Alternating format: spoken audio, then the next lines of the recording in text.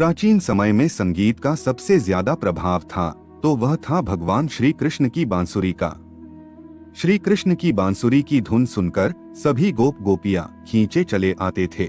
सिर्फ गोप गोपियां और राधा ही नहीं, लेकिन गायें भी बांसुरी की धुन सुनकर खींची चली आती थी और उस धुन से मंत्र मुक्त हो जाती थी। आप कहोगे कि श्री कृष्ण तो भगवान थे, कुछ भी कर सकते थे। तो हम बात करते हैं तानसेन की।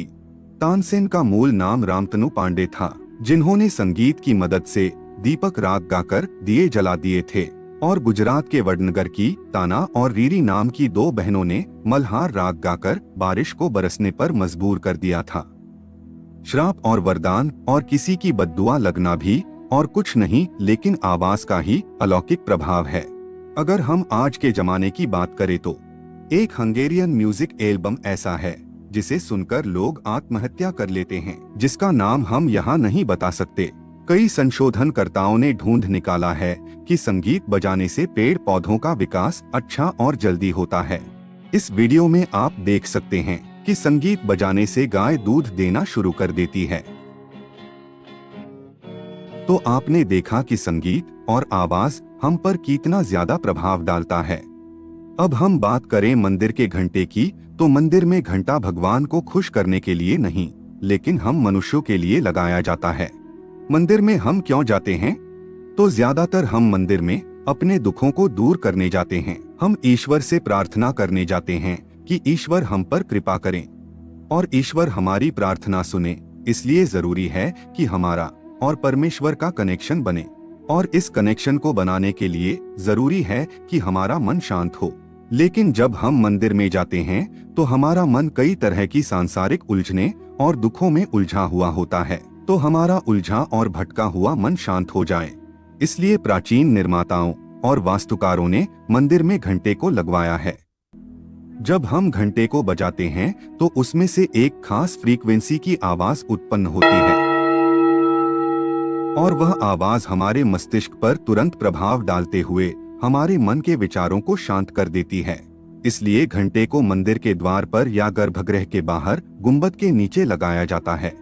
जब हम घंटे की आवाज को सुनकर मंदिर के गर्भगृह में प्रवेश करते हैं, तब तक हमारा मन काफी शांत हो चुका होता है और इस शांत मन से हम उस परम शक्ति से जुड़ पाते हैं और हम जो भी प्रार्थना उस परम शक्ति के आगे करते हैं वह सार्थक होने लगती है। और जब हम मंदिर से बाहर निकलते हैं तब आपने भी कई बार महसूस किया होगा कि हमारा मन काफी शांति और सुकून का अनुभव करता है। अब आप कहेंगे कि क्या सबूत है कि प्राचीन निर्माताओं ने इसी कारण से मंदिर में घंटी को लगवाया था? तो इसका सबूत हमें संस्कृत के इस प्राचीन श्लोक में मिलता है। आगमर्दम तु देवाना गमनार्दम तु रक्षासम कुरु घंटारवम कृत्वा देवताः लंचनम, जिसका अर्थ है घंटारव करने के बाद रक्षित मेरा भावुक मन चला जाए और देवताओं रूपी मन का आगमन हो और ऐसा मेरा मन देवताओं में परम शक्ति में लग जाए। तो आपने देखा कि इस श्लोक में स्पष्ट रूप से बताया गया है कि घंटे की आवाज से हमारा भावुक मन यानी कि काम, क्रोध, मद, मोह, ईर्ष्या जैसी भावनाओं से ग्रसित मन चला जाता है और देवताओं रूपी शांत मन का आगमन होता है और जिससे हम परम शक्ति से जुड़ पाते हैं। अब हम बात करते हैं आधुनिक विज्ञान की। तो आधुनिक विज्ञान बताता है कि घंटे या घंटी की आवाज एक खास आवृत्ति की आवाज उत्पन्न करती है और वह हमारे दिमाग पर, मस्तिष्क पर क्या प्रभाव डालती है उस पर एक दृष्टिपात कर लेते हैं। घंटे को पंच धातुओं में से बनाया जाता है, तांबा, पीतल, सोना, चांदी और लोहा, और अपनी बनावट के अनुसार इनमें से अलग अलग आवृत्ति की आवाजें उत्पन्न होती है। आइए जानते हैं घंटे की वह कौन सी फ्रीक्वेंसियां है और वह हमारे मस्तिष्क पर क्या प्रभाव डालती है। 963 हर्ट्ज फ्रीक्वेंसी की घंटे की आवाज पीनियल ग्रंथि की सक्रियता और उच्च आध्यात्मिक विकास को बढ़ाती है। 963 हर्ट्ज आवृत्ति को शुद्ध चमत्कार स्वर और देवताओं की आवृत्ति माना जाता है। यह आवृत्ति सबसे ऊपरी चक्र सहस्त्रार चक्र को सक्रिय करती है। 852 हर्ट्ज वाले घंटे की आवाज।